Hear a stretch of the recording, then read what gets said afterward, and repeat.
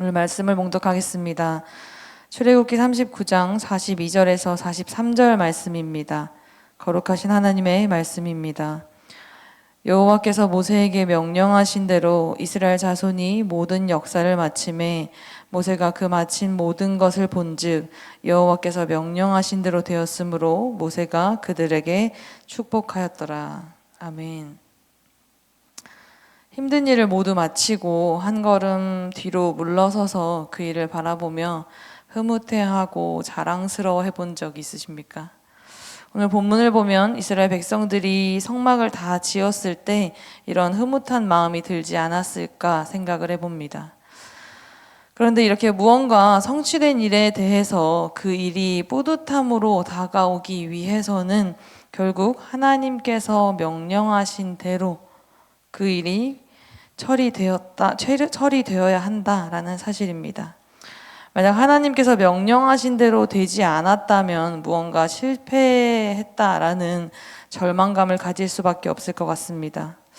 우리 삶도 마찬가지입니다. 내 삶이, 나의 인생이 만족스럽고 기쁨으로 결말 지어지기 위해서는 반드시 한 가지 삶의 원칙이 적용되어야 합니다. 바로 하나님께서 명령하신 대로 살았다. 이 시간 나의 오늘날의 삶과 그리고 앞으로 내가 살아내야 할 삶에 대해서 다시 한번 생각해 보길 원합니다. 나는 하나님께서 명령하신 대로 살아온 인생입니까? 이 새벽을 깨워서 예배를 드리고 기도하는 여러분의 삶은 분명 하나님께서 명령하신 대로 살기 위해 부단히 애쓰며 살아내는 인생인 줄로 압니다. 우리는 그렇게 매 순간의 예배의 자리에서 찬양하고 말씀 보고 기도하며 그렇게 예배의 자리를 지키며 오늘을 살아갑니다. 그렇다면 과거 이스라엘 백성들은 어디에서 예배를 드렸을까요? 바로 성막입니다. 그렇다면 성막은 무엇일까요? 바로 하나님의 집입니다. 물론 하나님은 시간과 공간을 뛰어넘어서 늘 우리와 함께 하는 분이시지만 어찌 보면 우리의 수준에 맞춰서 우리와 함께 하실 곳을 정해 주셨는데 그곳이 바로 성막입니다. 그런데 하나님께서 왜 성막을 만들라고 하셨을까요? 물론 함께하길 원하는 이들과 함께하길 원하셔서 만들라고 하셨습니다. 하지만 성막은 이스라엘 백성들이 하나님께 예배를 드리기 위한 목적도 있었습니다. 이스라엘 백성들이 하나님 앞에 잘못한 것이 있을 때 아니면 하나님 앞에 받은 은혜가 감사해서 예물을 드릴 때 하나님의 명령에 따라 양이나 소, 비둘기를 잡아서 예배를 드렸습니다. 이처럼 성막은 하나님이 거하시는 집일 뿐만이 아니라 하나님 앞에서 예배를 드리는 아주 중요한 장소였습니다. 그런데 이렇게 중요한 것을 과연 누가 만들었고 왜 그렇게 구체적으로 알려주었을까요? 성막에 관한 묘사는 조금 지루하게 느껴질 수도 있을 것 같습니다. 하지만 그 안에 분명 구원의 진리가 담겨 있는 줄로 압니다. 하나님께서 성막 건축에 관한 모든 것들을 하나부터 10까지 주도적으로 이끄셨습니다. 시내산에서 모세를 부르신 하나님께서 성막에 관한 설계도를 굉장히 자세하게 말씀해 주셨는데 그렇게 40여일간 산에서 하나님의 세밀한 교육을 받고 성막 건축을 위한 준비를 철저히 하고 내려온 모세는 하산하자마자 백성과 기술자들에게 하나님이 지시하신 성막 설계도에 관해서 정확하게 전달을 합니다. 하나님이 만들라고 하신 것을 매우 섬세하고 어려운 작업을 요하는 것들이었습니다. 성막 안에 들어가는 언약궤와 등잔대, 떡상 같은 기구들, 성막 밖에는 번제단과 물두멍, 그리고 성막의 뜰과 제사장의 옷까지 과연 이 모든 것들을 다 만들 수 있을까라는 생각이 드는 정도였습니다. 하지만 하나님께서 놀라운 일을 행하셨고요. 온 회중과 기술자들에게 성령의 감동과 지혜의 영이 임했습니다. 불과 40일 전에 금송아지를 숭배했던 그들이 한순간에 성령 충만한 백성들이 된 겁니다. 더 놀라운 것은 성령의 역사가 그동안 그들이 행했던 일들과는 비교할 수 없는 놀라운 결과를 낳았습니다. 겨우 금송아지를 만들어서 숭배했던 그들의 예배는 소리만 요란할 뿐 실제로는 뜨겁지도 않은 그저 작게 만들어진 금송아지를 붙들고 살아가는 불쌍한 인생들이었습니다. 그러나 성령 충만한 역사로 드려진 예배는 달랐습니다. 성막 건축에 온 백성이 열정적으로 참여했고 모든 이들은 성실과 인내로 이 일을 감당했습니다. 그렇게 성막을 세우기 시작한 지 겨우 5개월도 지나지 않아서 성막은 완성되었습니다. 성막이 진행되는 과정들을 우리가 좀 살펴보면 하나님은 순종하는 마음을 가진 사람들, 그리고 자발적으로 반응하는 마음을 가진 사람들과 함께 하셨다라는 것을 알 수 있습니다. 오늘 말씀을 살펴보면 출애굽기 39장에 9번이나 반복되는 문구가 있는데 이는 여호와께서 모세에게 명령하신 대로 한 것이다 라는 겁니다. 이 말씀이 9번이나 39장에 나옵니다. 왜 이렇게 많이 반복될까요?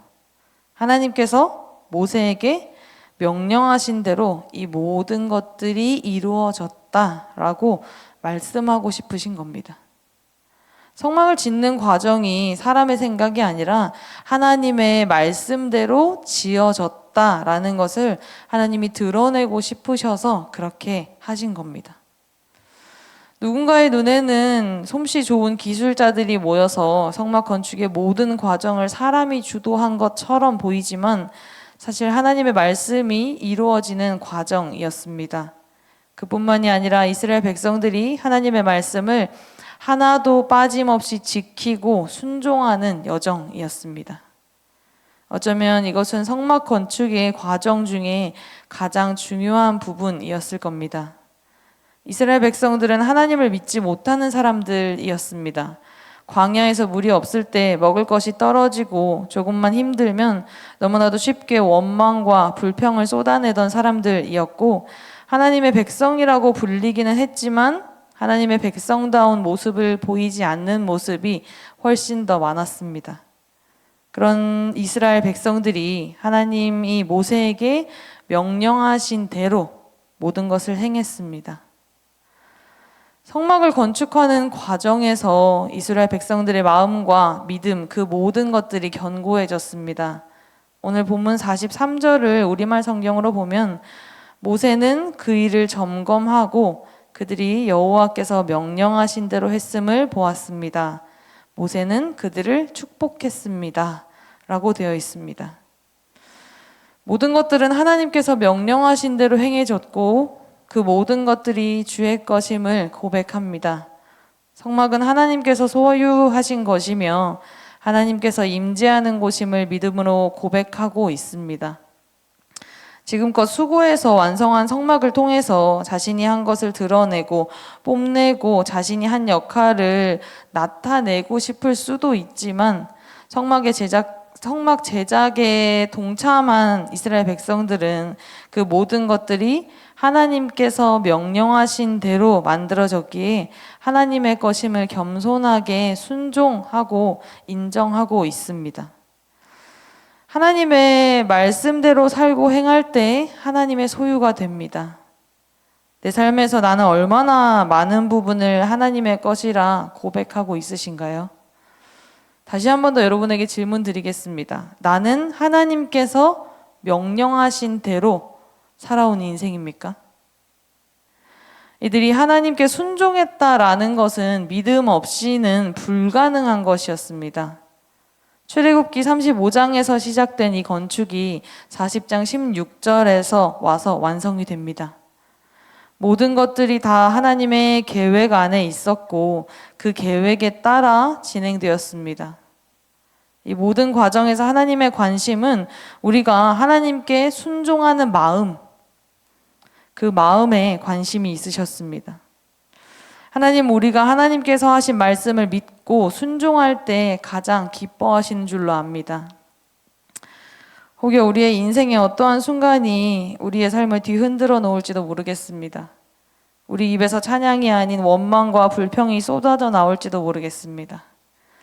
당신의 뜻이 무엇인지 모르겠다며 내 안에 작은 금송아지를 만들어내고 있을지도 모르겠습니다. 그러나 결국 내 모든 것들이 하나님의 것입니다. 그렇게 고백할 수 있는 인생이 될 수 있기를 소망합니다.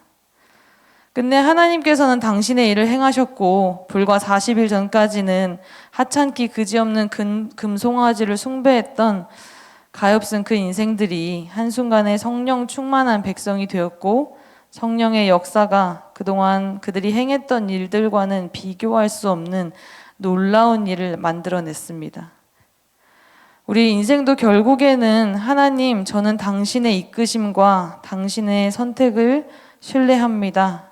그렇게 고백하는 우리의 입술이 될 수 있기를 소망합니다. 기도하겠습니다. 하나님 아버지 감사합니다. 이 새벽 주님의 말씀을 들었습니다. 저의 마음을 깊숙이 들여다보니 믿지 못함이었습니다. 창조주시며 온 세상의 주관자 되신 하나님보다 내 눈앞의 상황을 바라보며 두려워 떠는 저의 믿음 없음을 보았습니다.